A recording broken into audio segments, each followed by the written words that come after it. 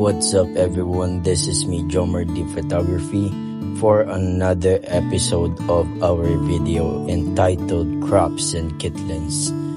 So ayun guys, kukwentuhan ko lang kayo ng mga pangyayari itong mga nagdaang araw at buwan na halos hindi ako nakapag-shoot kasi ang daming nangyari na hindi ko ina-expect.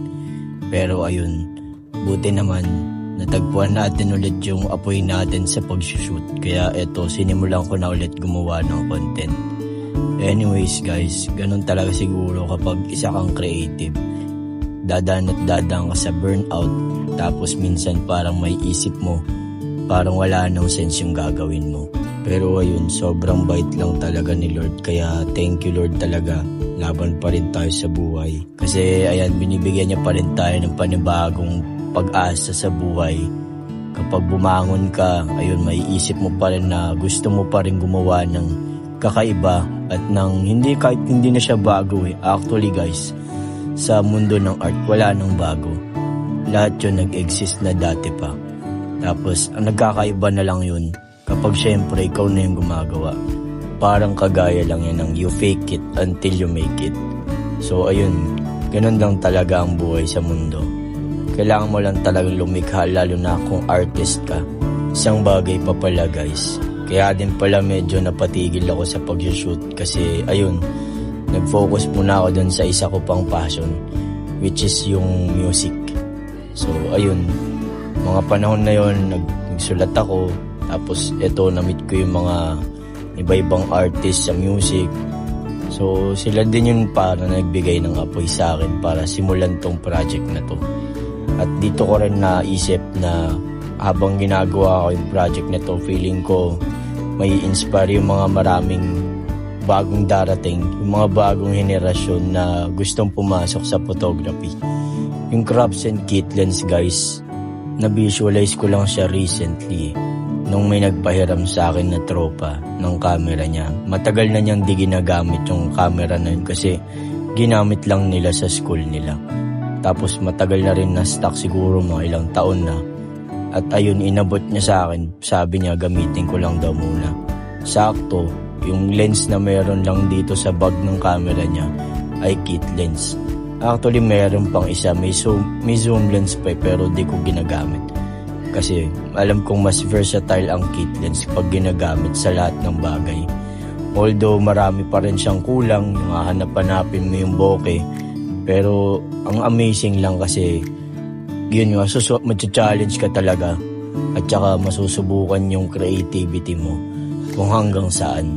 Lalo na kung baguhan ka pa, kailangan mo talagang aralin kung anong gear, kung ano yung mga bagay na meron ka. Kumbaga parang maximize mo lang talaga eh.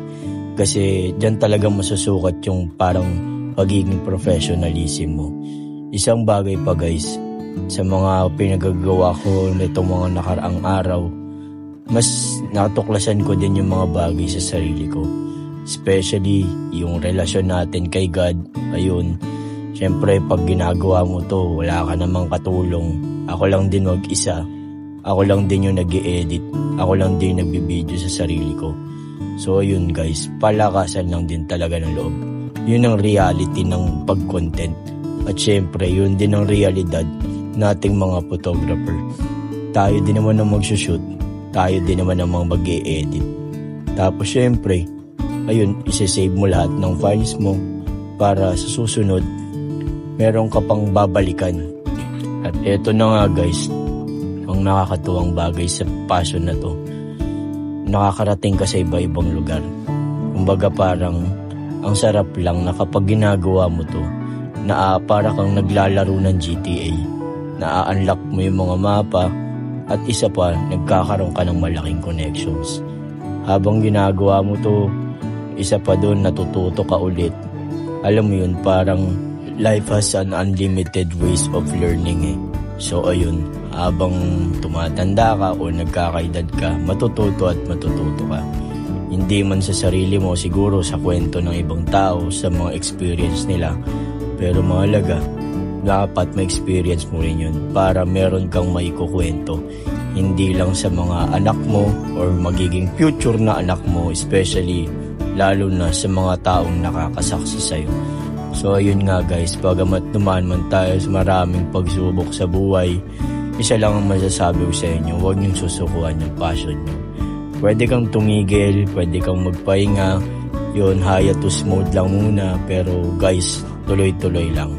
Andito lang ako, babantayan ko kayo, titignan ko kung ano yung mga pinagkagagawa nyo. At syempre, andito lang din ako para gawin ko kung ano yung gusto ko.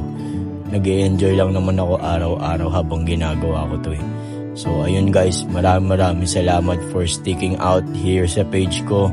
Kahit hindi ako consistent ng mag-post, pero sisikapin ko ngayong taon at sa susunod na taon pala. Yun, anyways, susunod na adventure, looking forward na makita ko kayo. Tapos magko-collab tayo, invite kayo ng models guys. Tapos ayun, kita tayo sa isang lugar. And then, kung meron kayong gustong itanong, lalo na yung mga pag-posing or creative ideas, andito lang naman ako. Chat nyo ako pagka gusto nyo makipag-collab. So yun guys, maraming salamat. Happy New Year sa inyong lahat at mabuhay tayo. Pagpalain tayong lahat ng Panginoon. Amen.